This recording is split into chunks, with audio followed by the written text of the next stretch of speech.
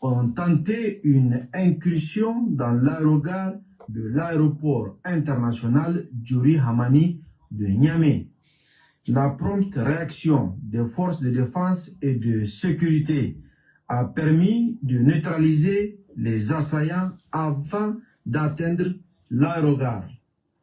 Le bilan provisoire de cette tentative d'incursion perfide s'établit comme suit. Côté ami, 13 martyrs, dont 11 éléments des forces de défense et de sécurité et 2 civils. 4 blessés. Côté ennemi, 22 assaillants neutralisés. Une vingtaine de suspects interpellés.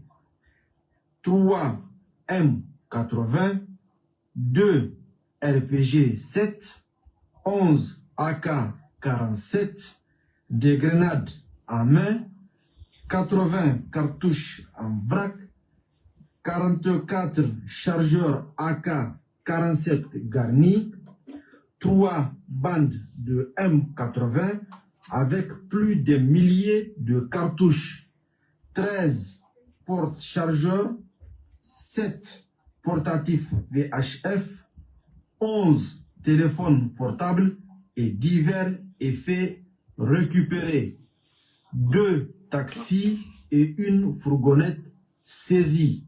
Une vaste opération des forces de défense et de sécurité visant à traquer et neutraliser les éléments résiduels et en cours. L'aéroport international Djuri Hamani de Niamey, totalement sécurisé, demeure ouvert au trafic aérien. Au nom du président de la République, chef de l'État, chef suprême des armées, le ministre d'État, ministre de la Défense nationale, présente ses condoléances les plus émues aux familles des martyrs et souhaite un prompt rétablissement aux blessés. Aussi, il adresse ses vives félicitations aux forces de défense et de sécurité pour leur courage et leur abnégation et tient à rassurer l'opinion nationale et internationale que la situation est maîtrisée. Enfin, le ministre d'État, ministre de la Défense nationale, remercie par la même occasion la population pour son soutien constant aux forces de défense et de sécurité. Il l'invite également à dénoncer tout acte ou comportement suspect. Fait à Niamey le 18 juin 2026, le ministre... Ok, on va revenir. Vous avez écouté le communiqué.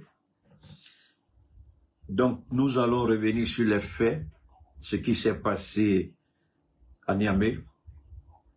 Nous connaissons les objectifs. Alors, je vais tout de suite mettre tout le monde à l'aise. On a vu que le JNIM s'est précipité, s'est empressé pour revendiquer la paternité de l'attaque, la responsabilité de l'attaque. Pour ceux qui sont un peu familiers avec le renseignement extérieur de certains pays occidentaux, les États-Unis, Israël, l'Angleterre, la France, l'Allemagne, la liste est longue. Les services de renseignement ont mis un protocole en place. Je voudrais que tout le monde écoute bien. Les services de protocole des renseignements extérieurs de certaines grandes puissances occidentales ont mis un protocole en place. Le protocole permet de recruter, écoutez très bien, je vous en prie. Le protocole permet de recruter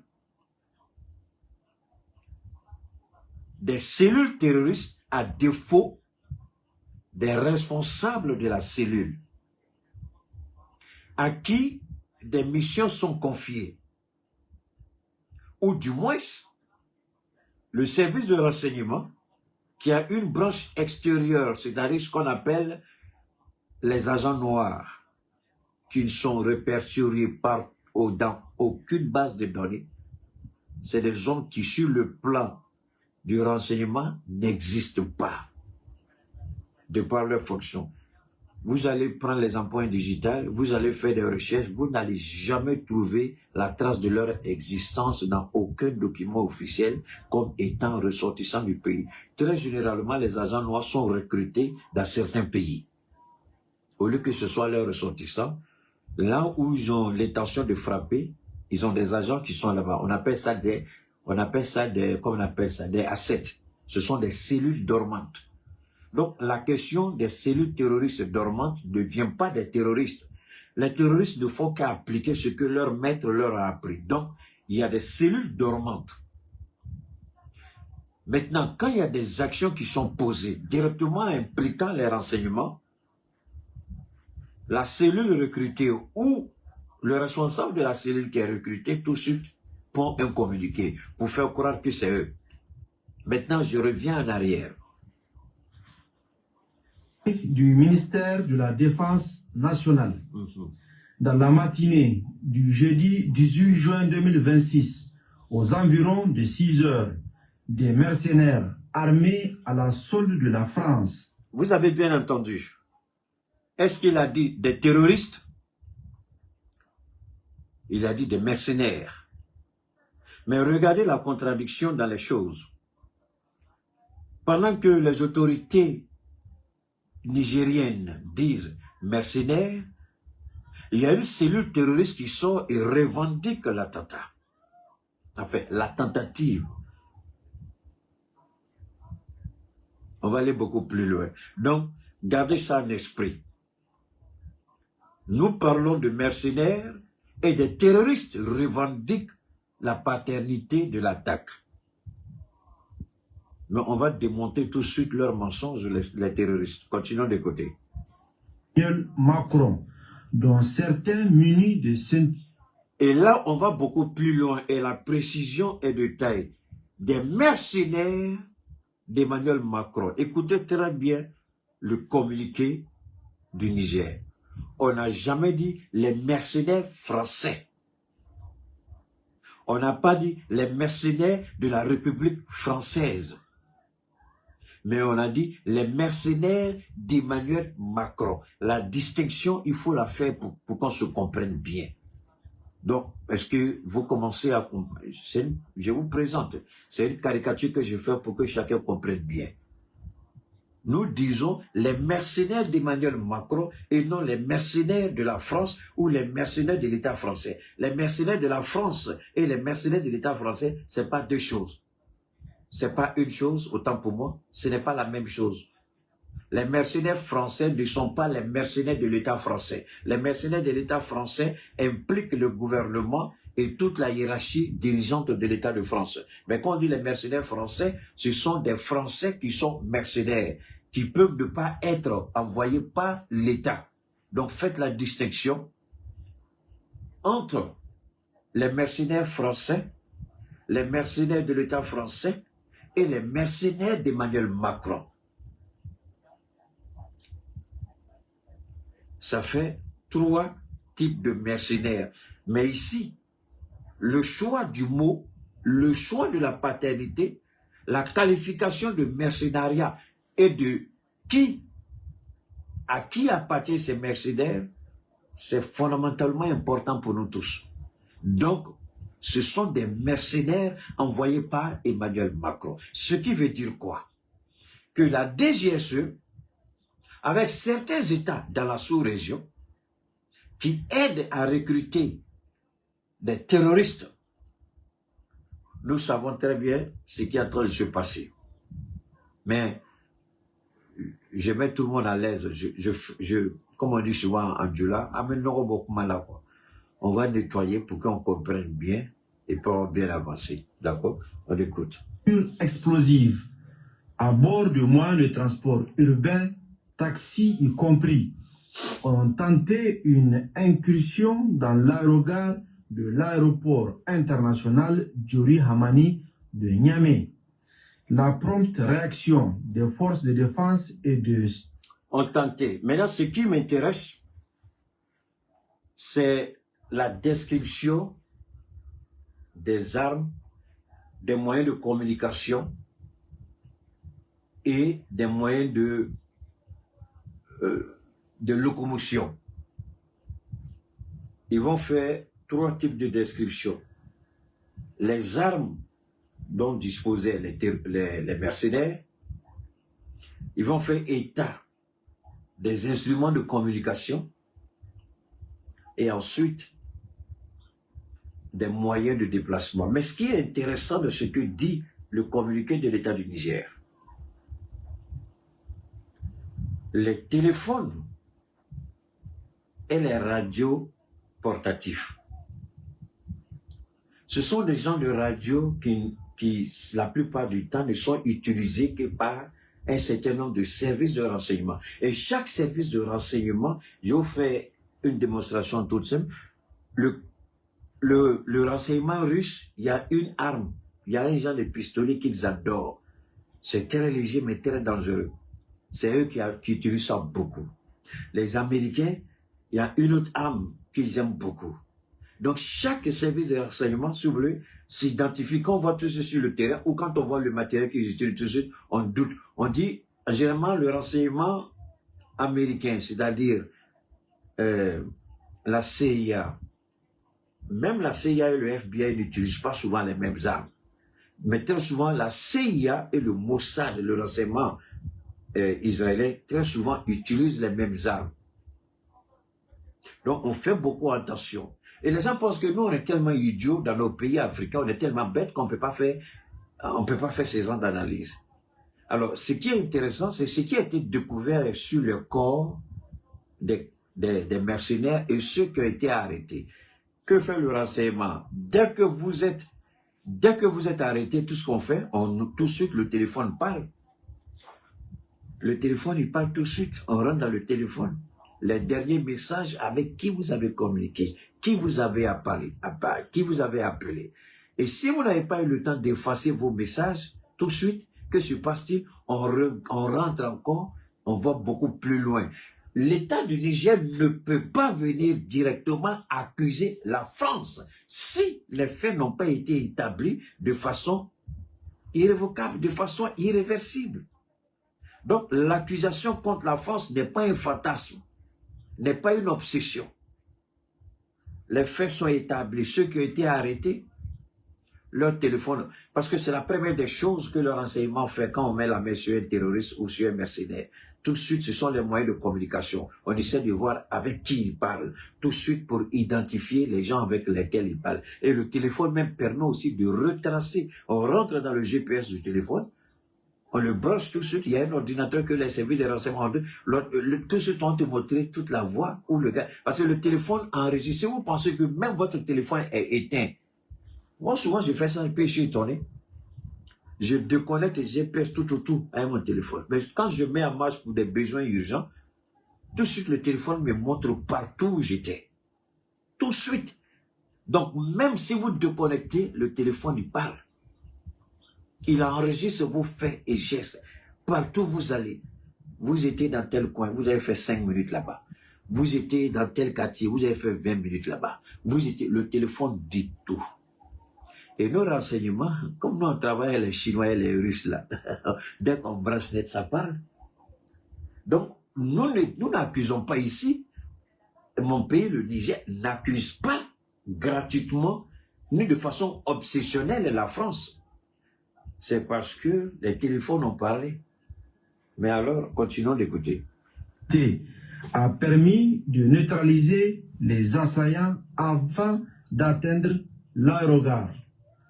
Le bilan provisoire de cette tentative d'incursion perfide s'établit comme suit.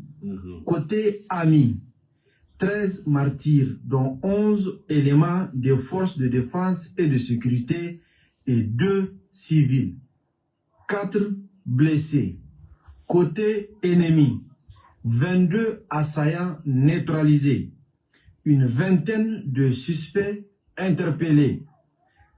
3 M80, 2 RPG 7, 11 AK-47, des grenades à main, 80 cartouches en vrac, 44 chargeurs AK-47 garnis, 3 bandes de M80 avec plus de milliers de cartouches, 13 porte-chargeurs, 7 portatifs VHF, 11 téléphones portables et divers. Les portatifs dont il a parlé tout à l'heure, si vous voulez, ce sont les radios de communication dans un certain rayon. Il dit maintenant 11 téléphones saisis. Alors, écoutez très bien, faisons beaucoup attention. Ils ont arrêté à peu près une vingtaine de suspects. Une vingtaine ont été neutralisés. Et puis on dit 11 téléphones. Je répète. C'est ça qui fait que les halo-moutons, les petits bâtards, là, viennent m'attaquer. Quelqu'un dit qu'il ne faut pas répondre. Mon ami, il faut que je réponde souvent. Il faut que les bâtards comprennent que ce n'est pas leur place. Vous n'êtes pas obligé de venir, mais si vous venez vous montrer que vous êtes mal élevé, je vous broton jusqu'à dans le calbassade de votre maman. Ça, c'est pas mon problème. Donc maintenant, écoutez très bien, il dit quoi? 11 téléphones. Je m'arrête sur seulement les 11 téléphones. Je laisse les radios portatives. Je laisse les 11 téléphones. 11 téléphones. Alors qu'on a neutralisé à peu près 22. Et on a arrêté à peu près 20 suspects. Peut-être qu'il y en a qui ont disparu, peut-être que tous ont été interpellés. Donc on va sur une base d'à peu près 50 personnes, sur nos 60, pour 11 téléphones. Les 11 téléphones, c'est tellement qu'il y en a qui ont disparu avec pour eux. Mais même si on se limite à la vingtaine de personnes neutralisées, 11 téléphones, c'est là que ça devient intéressant. C'est là qu'on ne peut pas traiter les téléphones là n'importe comment. C'est là que chaque téléphone devient un élément vital pour comprendre ce qui s'est passé. En d'autres termes, tout le monde n'avait pas le téléphone. Seuls quelques dirigeants avaient le téléphone. Seuls les têtes avaient le téléphone. Les autres n'avaient pas. Et c'est là que vous avez vu, il y a eu cette rapidité. Le communiqué tout de suite n'a pas fait de débit de mesure. Ce sont des terroristes, ce sont des mercenaires autant pour moi. Parce que les premiers signes, si vous voulez, les premiers résultats, les premières heures de l'enquête, tout de suite ont établi que ce sont des mercenaires. Mais pour qu'on dise que ce sont des mercenaires, attendez, ils s'habillent comment? Ils s'habillent comme des terroristes. Et puis vient, tout le monde peut s'habiller comme terroriste. Tout le monde peut porter un habit de terroriste et puis venir faire comme il est terroriste. Maintenant, là où ça devient intéressant, quand le GNIM me revendique, mais qui est le GNIM? Qui a créé le GNIM? Le GNIM vient d'où? Le GNIM, c'est une forme, c'est un démembrement de l'État islamique, si je ne me trompe pas. Qui a créé l'État islamique? Ce sont les Américains, l'État islamique. Ce sont les Américains, c'est la CIA, qui a créé l'État islamique en Irak, qui a voulu étendre son soi-disant califat. Vous avez vu la première carte qu'ils ont sortie. C'est une carte qui était à cheval entre une partie de l'Irak et une partie de la Syrie. Le gars qui s'est autoproclamé même chef du califat, Abou quelque chose comme ça, regardez à peine sa première apparition dans une mosquée en Syrie, quand il parlait, il avait une montre Rolex qui était autour de 500 et quelques mille dollars. Calculé en francs CFA, une montre Rolex qu'il avait. La première apparition qu'il a faite, il portait une montre Rolex de plus de 500 000 dollars. Pour un terroriste. Pour un chef terroriste. Et c'est lui qui avait les blindés. Il avait les armes les plus sophistiquées de Saddam Hussein. Mais comment il a pu mettre la main sur tout ça? C'est la même chose quand on a vu que Kadhafi est tombé. Comment certaines armes, il y a des armes qu'on a tuées. Pourquoi? Les gens pensent que réellement la France était venue nous aider dans le Sahel. C'est faux, je vais vous démontrer tout de suite par A plus B. Non. Il y a eu une erreur qui s'est faite sur le terrain.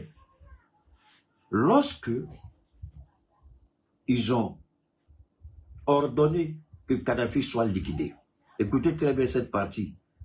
Parce que depuis longtemps, je me suis posé la question et j'avais du mal à comprendre la présence de la France dans le nord du Mali, prétendre combattre les terroristes, alors que c'est elle-même qui a négocié avec l'Algérie pour que les terroristes puissent avoir accès libre. À l'époque, on a demandé à l'ancien président du Niger, pas Bazoum, hein, avant Bazoum, celui qui était là, celui qui a fait comme Issoufou, de fermer les yeux.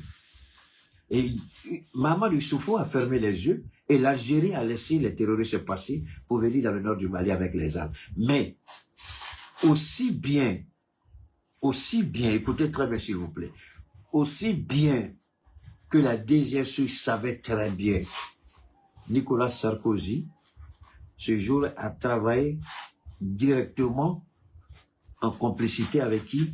Avec Barack Obama. Et la CIA était bien informée. Ce qui fait que Benghazi a été l'erreur des Américains. Mais je ne vais pas aller, ça c'est leur problème. C'était Hillary Clinton qui était secrétaire d'État à l'époque. Mais je laisse ça. Je reviens en Libye. Les armes qui ont été emportées par les terroristes. La France ne pouvait pas, encore moins les Américains, c'est-à-dire la DGSE et la CIA qui étaient sur le terrain. Le même scénario qu'ils ont fait en Libye, c'est le même scénario qu'ils voulaient faire où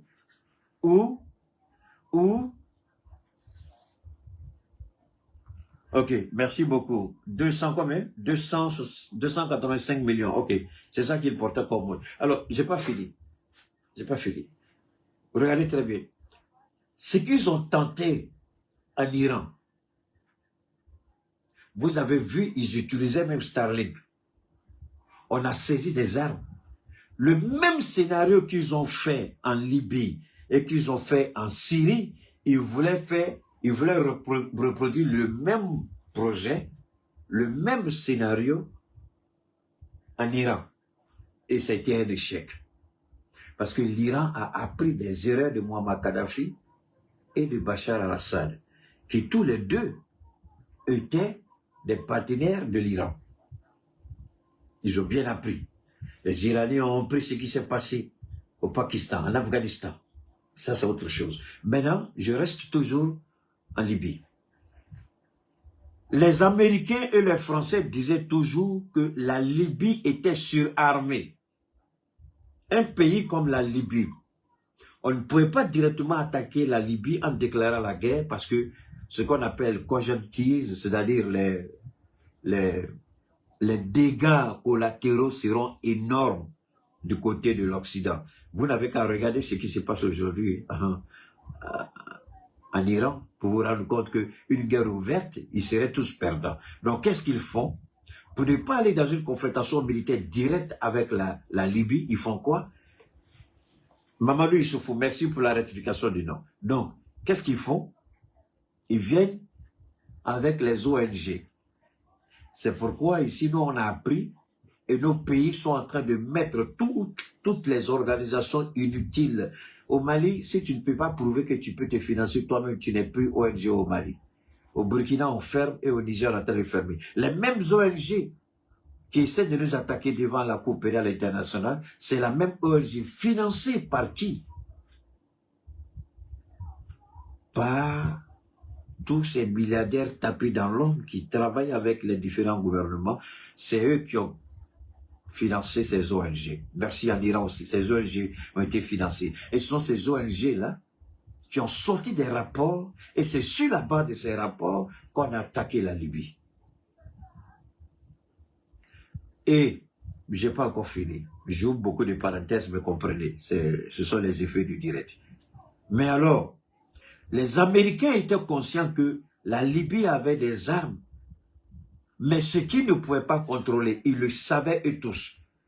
Barack Obama, s'il a un peu de dignité, il peut le tester, il peut le signifier. Sarkozy peut le faire. Mais ils s'en fichent. La vie des Africains, ce n'est pas leur problème. Il faut les tuer tant que ça peut faire nos affaires. Mais qu'est-ce qu'ils ont dit? Ils se sont rendus compte que si on le fait et que le régime tombe, si on n'arrive pas à contrôler les armes vont aller entre les mains des terroristes. Écoutez très bien. Écoutez très bien. Je vous en prie, écoutez. Prenez bonne note. Si vous voulez couper cette partie, envoyez dans le monde si vous voulez. Il savait très bien qu'en attaquant, d'abord, en finançant les organisations internationales, monter la population contre Kadhafi, ils connaissaient que Kadhafi allait forcément riposter. Ils savent que le renseignement de Kadhafi allait lui dire que ce n'est pas la population qui était à l'origine, mais ceux-là même. Alors qu'est-ce qu'ils font? Ils disent, on fait ça et on frappe le régime. On fait sortir la population et puis on frappe le régime. On va dire que la population est victime des armes lourdes. On va dire que le régime utilise des armes lourdes contre son propre peuple. C'est ce qu'ils ont voulu faire avec le Gbagbo. Et c'est ce qu'ils ont fait. Le criminel que vous avez en Côte d'Ivoire, c'est le même scénario qu'il a fait contre le Gbagbo. Et c'est là qu'ils ont voté au Conseil de sécurité des Nations Unies pour que l'OTAN intervienne en Côte d'Ivoire. Donc les Ivoiriens savent de quoi je parle. Mais on va plus loin. La Côte d'Ivoire, on a eu la chance. On a eu la chance. Parce que la Côte d'Ivoire, les gens même avaient peur. La Côte d'Ivoire, les gens sont habitués, boîte de nuit, maquille, femmes. Donc, affaire d'armes, là, c'est pas leur problème. Ce qui fait que les armes ne se sont pas retrouvées sur la place publique comme ça. Et vous avez vu qu'après, jusqu'à il est arrivé au pouvoir, ils ont annulé tous les permis de port d'armes en Côte d'Ivoire pour les renouveler. Et ça, c'était une idée d'Ahmed Bagayoko. Qu'il périsse en enfer, c'est son problème. Alors donc, maintenant, je reviens encore pour dire ceci. En Libye, ils étaient confrontés à deux problèmes. Les États-Unis et la France. Qui allait contrôler les armes? Qui allait avoir accès aux armes? Puisqu'ils savaient que les Touaregs maliens, beaucoup étaient dans l'armée de Kadhafi. C'était une erreur de Muammar Kadhafi. Donc, la DGSE et la CIA étaient en contact avec ceux-là. Ils pensaient, dans leur tête, dans leur entendement, ils pensaient que seuls les Touaregs là allaient prendre les armes et au moment venu, ils vont négocier et puis récupérer les armes avec les Touaregs là. Mais ils n'ont pas, il y a un paramètre qu'ils n'ont pas contrôlé, qu'il y avait des terroristes qui étaient aussi, quand ils ont entendu, parce que les terroristes sont toujours à l'affût. Lorsqu'un gouvernement doit tomber, ils viennent. Si ça tombe mal, ils savent sur tous les armes. Et les terroristes sont allés sur, comme ça, se charger suffisamment d'armes. Il y a des armes qu'on a déterrées au Mali. L'armée française a déterré des armes. On s'est posé la question, comment ces armes ont pu traverser l'Algérie et le Niger pour arriver au Mali? N'oubliez pas que le Mali fait frontière avec l'Algérie. À partir de, on a 2 petits avantages. Donc posez-vous la question, comment ces armes ont pu transiter jusqu'au Mali? Parce que la DGSE, qui a travaillé avec le renseignement algérien, ils ont demandé que les gens ferment les yeux. Sinon, aucun pays sérieux ne pouvait permettre à ces gens-là de passer avec ces armes-là. Après mon direct, remontez et puis allez poser des questions sur votre moteur de recherche YouTube. Ils vont vous montrer des armes que l'armée française a déterrées au Mali. Mais ils avaient le droit de déterrer ces armes. C'était pas pour le bien du peuple malien comme on a voulu le faire croire. C'est faux. Parce que ces armes-là pouvaient être utilisées contre eux. Ils le savent très bien. Ces armes allaient être utilisées contre eux. Donc, pour éviter que ces armes, puisque c'est eux qui ont tout gâté, les gens sont rentrés les armes au Mali, qu'est-ce qu'il faut faire? Rapidement, il faut venir mettre la main sur les armes. Et il faut tout de suite, il faut essayer de désarticuler les terroristes. Il ne faut pas qu'ils s'organisent. C'est là le bâtard du président Macron, il soit sa sale gueule pour venir. Si ce n'était pas lui, il y a beaucoup de ce que nos parents ont fait, et puis vous les avez tués à tiroir, là, tu as oublié ça. Vous continuez de voler. Maintenant que nous, on a mis le pied sur notre ressource naturelle que vous volez. On voit la position de la France et tu veux faire croire que c'est vous qui avez quelque chose. Tu veux faire croire que c'est vous. Sans vous, la noix est finie. Donc, ils ont fait venir, ils ont permis aux gens de venir les armes, croyant qu'ils allaient pouvoir récupérer ces armes-là, ce qui fait que le combat a été violent, puisque les terroristes, là, ils ont pris plaisir, ils veulent s'installer. Maintenant, vous dites non. Et ils ont obligé les Touaregs à ne pas s'associer avec ces gens-là. Et à la dernière minute, les mêmes Touaregs, avec l'aide de l'imam Diko, qui est aujourd'hui établi en Algérie, ils ont signé aujourd'hui un deal avec les mêmes terroristes. Donc, Quand le JNIM sort pour parler, qui est, si vous voulez, j'ai bien envie de dire un démembrement de l'État islamique. J'essaie de remonter un peu la genèse de l'État islamique, qui est depuis l'Irak. Mais le JNIM a toujours travaillé pour la CIA. Le JNIM a toujours travaillé pour la France. C'est quand souvent ils ne sont pas contents, ils frappent. Donc, quand le JNIM revendique l'attentat ou la tentative d'incursion à l'aéroport international à Manidjori au Niger, à Niamey, c'est pour essayer de nous distraire. En général, les terroristes prennent du temps, surtout quand ils échouent une opération. Ils prennent du temps pour répondre. Nous avons appris à connaître les terroristes. Nous avons appris à comprendre la morphologie psychologique des terroristes. Comment ils raisonnent? Ils aiment le tapage. Ils aiment le tapage médiatique. Mais ici, c'est eux qui ont perdu. Se précipiter et puis dire que c'est nous, revendiquer une défaite, ça, c'est pas trop la tasse de thé des terroristes. C'est quand ils frappent et ça fait mal qu'ils revendiquent. Puisqu'ils ont été bloqués, ils n'ont pas pu avoir accès à l'aéroport. Pourquoi le JNIM sort et puis revendique l'attentat?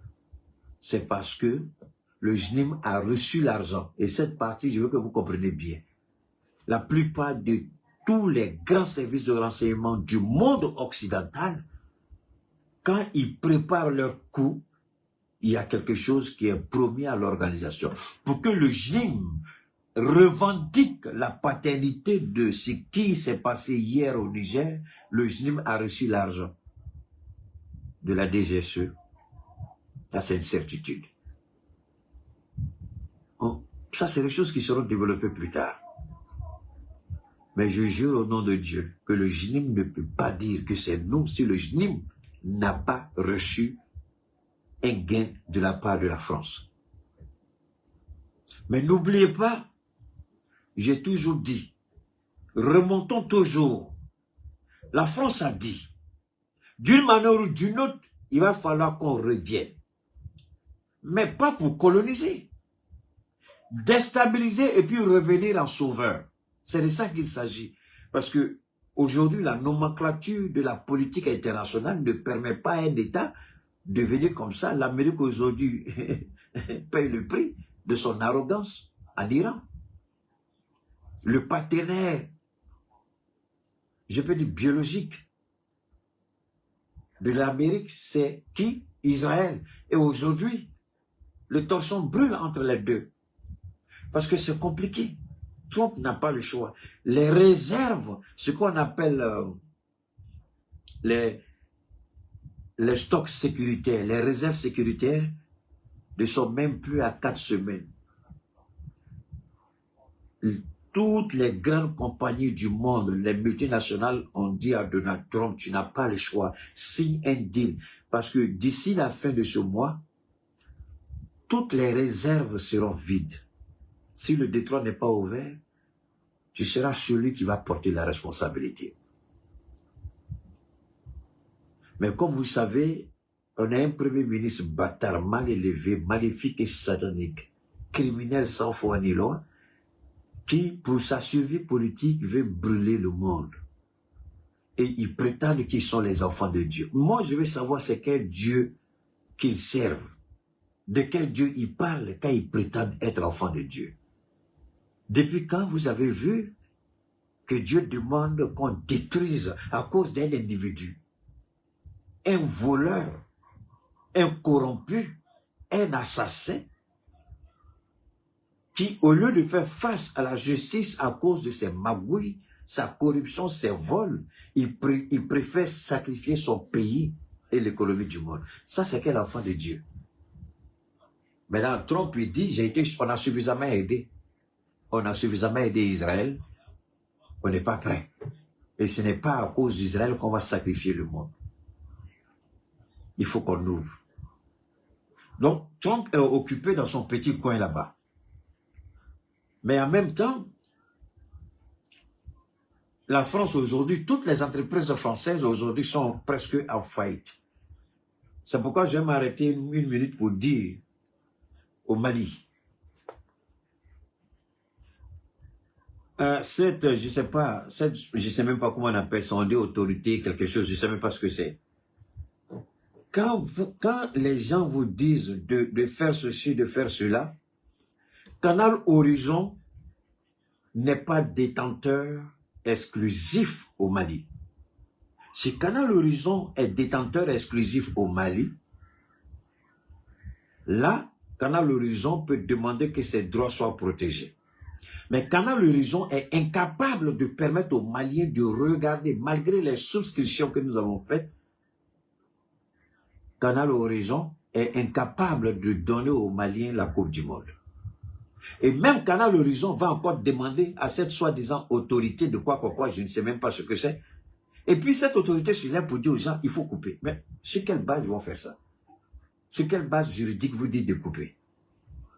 Est-ce que Canal Horizon est en train de retransmettre la Coupe du Monde et en même temps, il y a une concurrence déloyale qui est là? Non. Il faut que les Maliens arrêtent de faire certaines choses. C'est pourquoi souvent je me plains de certains ministres. Vous commencez à comprendre pourquoi souvent je dis c'est un peu compliqué.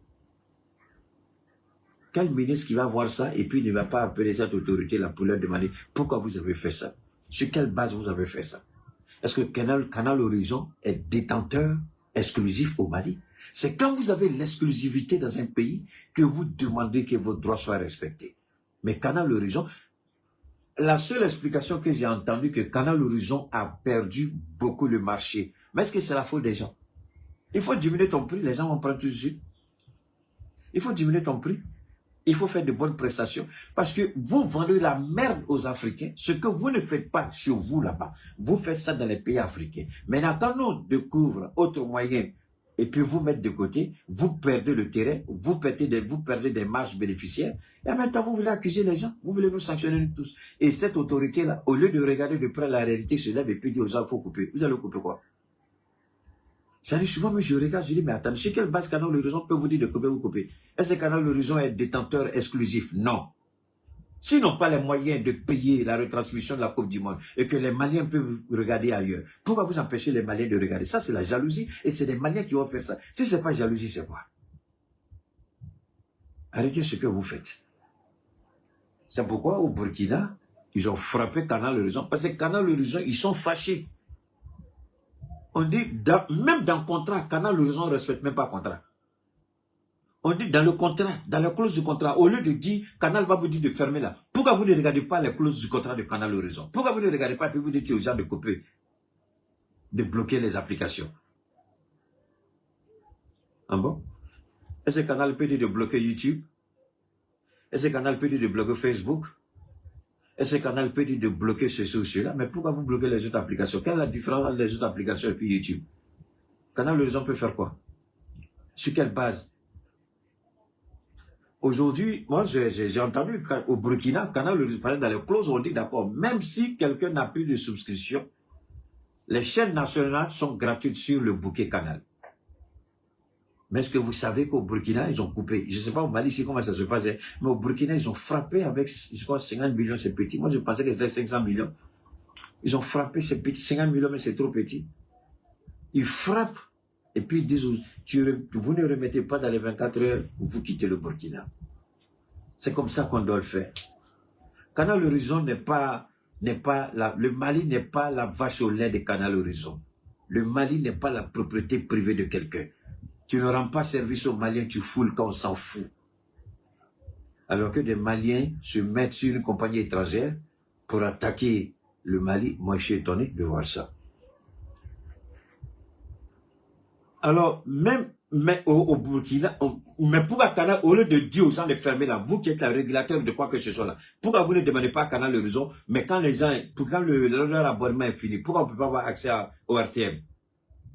Mais quand vous regardez dans la clause du contrat là, c'est pas ça qui est écrit dedans. Au lieu de vous dire, aux gens de fermer, de couper, pourquoi vous ne dites pas à Canal de faire son travail?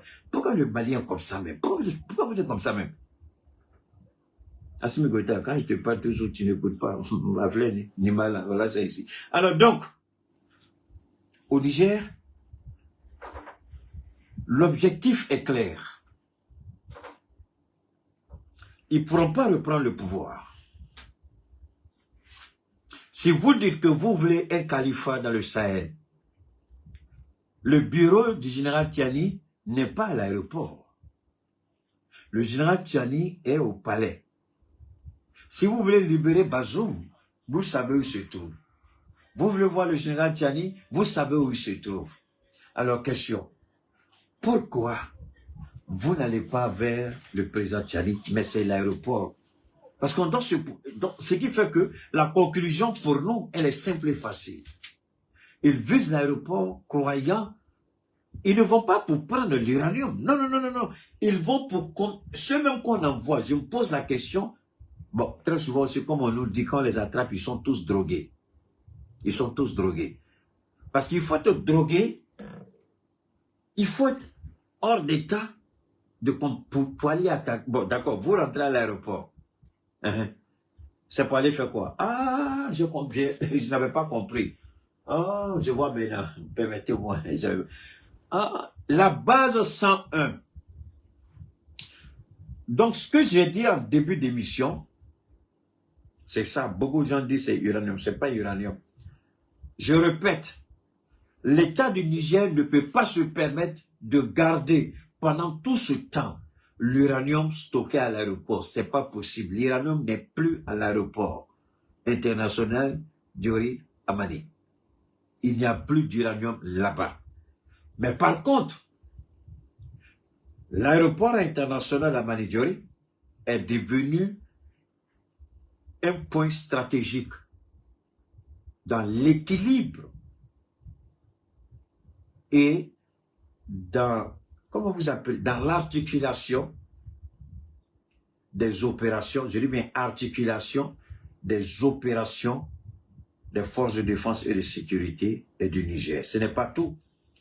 Dans chaque pays, on a la force unifiée n'est pas stationnée uniquement au Mali.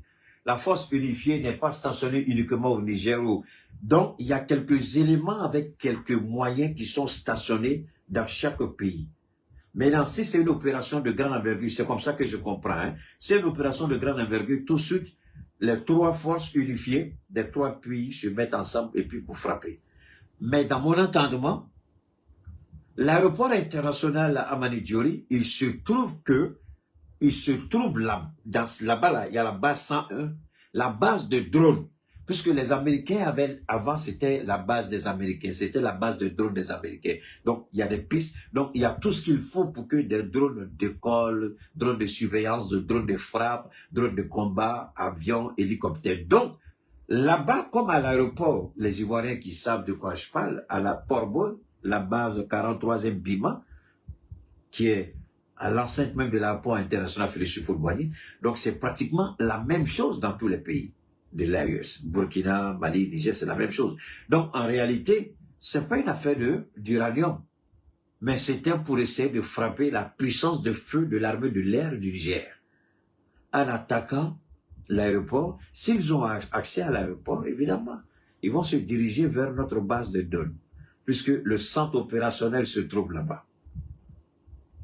Attaquer ce centre-là, c'est attaquer le cœur du dispositif militaire du Niger.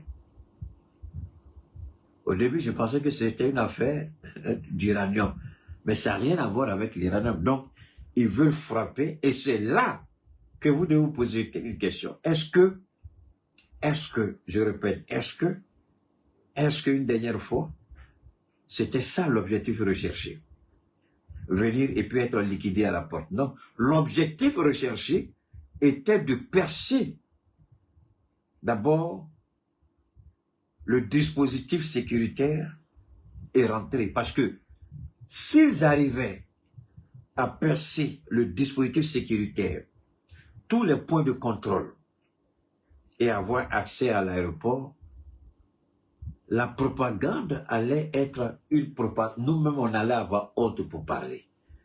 Donc, ils ont voulu tenter quelque chose comme l'arrogance qu'ils ont faite en venant s'attaquer à la résidence de Sadio Kamara avec des camions bourrés d'explosifs et tenter même de prendre le contrôle de la ville garnison à Bamako. Ils voulaient répéter le même scénario que ce qu'ils ont fait à l'aéroport international, président Modibo Keïta à Bamako. Donc c'était par rapport à tout ça. Et Dieu merci, le dispositif qui a été mis en place aujourd'hui nous permet de dormir tranquille. Mais pas seulement de dormir tranquille, de voir que ces dispositifs-là soient beaucoup plus renforcés. Donc chaque jour que l'ennemi vient nous attaquer, cela nous donne l'occasion et l'opportunité de voir nos faiblesses, d'y remédier et de renforcer notre capacité à pouvoir tenir et contenir toute forme d'attaque, d'où qu'elle vienne. Donc l'objectif de Macron était d'humilier l'État du Niger. Oh, on est rentré à Bamako, voilà ce qu'on a fait, voilà ce qu'on a fait, on a même fait ceci, on a même fait cela. Fort de notre expérience, on est venu, on a attaqué aussi le Niger, voilà ce qu'on a fait, voilà ce qu'on a fait. Donc, l'effet de la communication ne s'arrête pas seulement. Je m'arrête. L'effet de la communication ne va pas seulement s'arrêter, mais l'effet de la communication, c'est de créer un doute psychologique dans la tête des peuples de l'AES.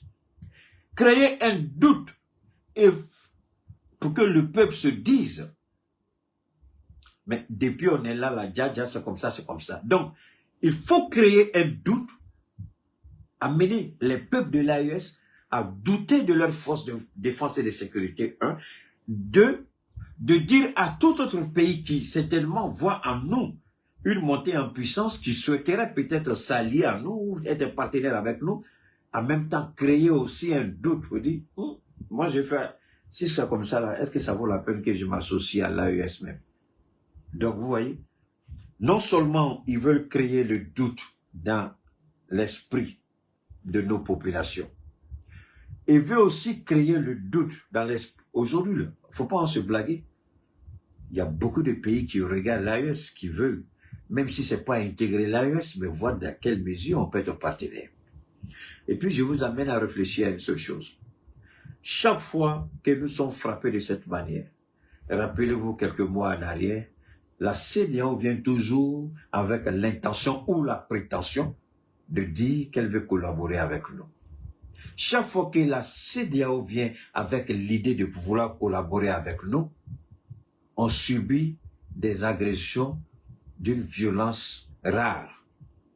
Chaque fois que la CEDEAO prétend vouloir négocier avec nous, collaborer avec nous, on se retrouve avec des attaques qui souvent on se dit, mais on peut se poser la question, est-ce que c'est la CEDEAO qui veut nous tester ou c'est quoi?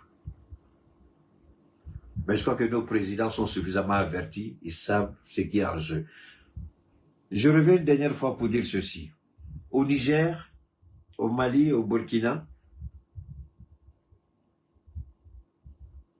nos forces de défense et de sécurité sont suffisamment outillées. Et chaque jour que Dieu fait,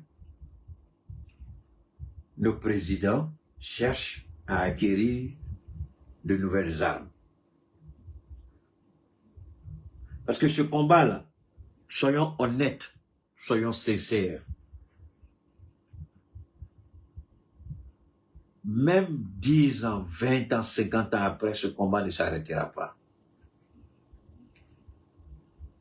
Le combat peut changer de nature, mais le combat ne s'arrêtera pas.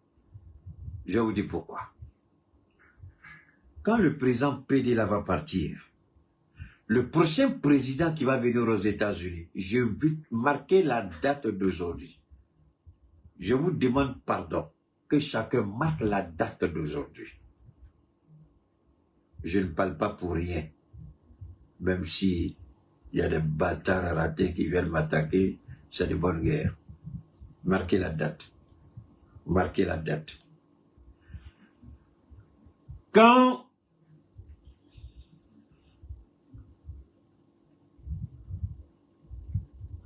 le général ATT voulait émanciper le Mali, on a vu en lui une menace. Ils ont créé les conditions pour faire tomber son pouvoir. On a vu ce qui s'est passé. Maintenant, écoutez très bien, Pourquoi je vous dis de marquer la date d'aujourd'hui? Écoutez très bien. Et le Mali s'est trouvé confronté à une violence terroriste jamais égalée par le passé. Quand Issoufou était là, le terrorisme n'était pas à ce niveau au Niger.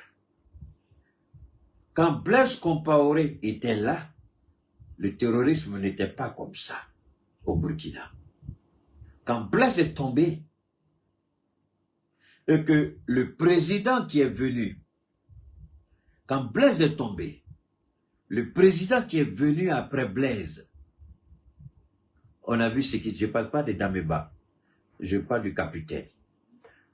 On a vu tout de suite la dynamique a changé. Les terroristes sont devenus plus violents, plus agressifs, plus criminels qu'on ne peut l'imaginer. Pourquoi? Parce que le président qui était là, c'était l'ami des terroristes.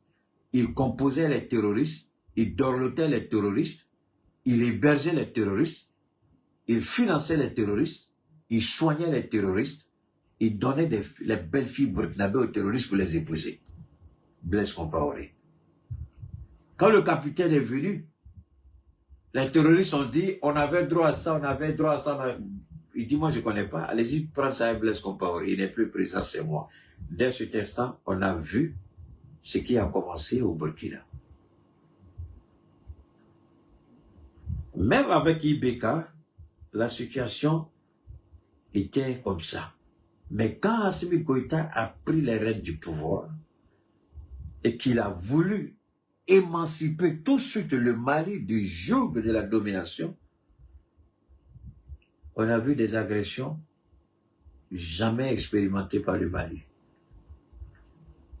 Quand Bazoum est tombé et que le général a pris le pouvoir,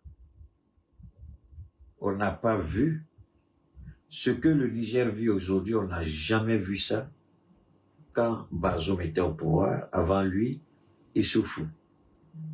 Mais alors, pourquoi j'ai dit de marquer la date d'aujourd'hui? Parce que, dans quelques mois, le PD va partir. Un nouveau président va venir. Le nouveau président va-t-il collaborer avec les terroristes ou le nouveau président va adopter une posture différente de celle du PD président actuel? Les terroristes n'aiment pas qu'on leur dise non. Quand le capitaine dit tôt ou tard la Côte d'Ivoire va regretter, est-ce que les gens comprennent ce que cela signifie? Parce que les mêmes terroristes hébergés par Ouattara, soutenus par Ouattara, nourris par Ouattara, logés par Ouattara, financés par Ouattara, le jour que Ouattara, celui qui va venir, s'il ne fait pas ce que Ouattara faisait, les terroristes vont se retourner contre les Ivoiriens. Ça, c'est une certitude. Donc que les Ivoiriens dorment bien sur leur laurier, ça n'a jamais été le souhait d'aucun président de l'AES. Aucune personne au sein de l'AES ne souhaite voir ce que nous vivons aujourd'hui s'étendre en Côte d'Ivoire, au Sénégal ou dans d'autres pays. Le Sénégal est épargné. Je mets les Sénégalais au défi. En 29, si par la grâce de Dieu, Ousmane Sonko est élu président, vous allez venir prendre les leçons ici comment combattre le terrorisme. Ils vont changer leur fusil d'épaule contre le Sénégal. Ouattara n'est plus président, on ne sait pas quel idiot qui va venir, qui va mettre là. Les terroristes vont tout de suite demander des comptes. Et s'ils ne sont pas traités comme ils le souhaitent, parce que chaque président a sa nature, chaque président a sa stratégie, chaque président a sa façon de faire. Celui qui va venir après Ouattara, s'il ne fait pas ce que Ouattara fait, qu'est-ce que vous croyez que les terroristes vont faire? Le nouveau président de la France qui va venir dans quelques mois, tout porte à croire qu'il ne sera pas autre chose qu'un président de l'opposition, qui déjà eux-mêmes reconnaissent la nécessité de travailler avec le Mali en respectant la souveraineté du Mali, la nécessité de combattre le terrorisme jusqu'au bout.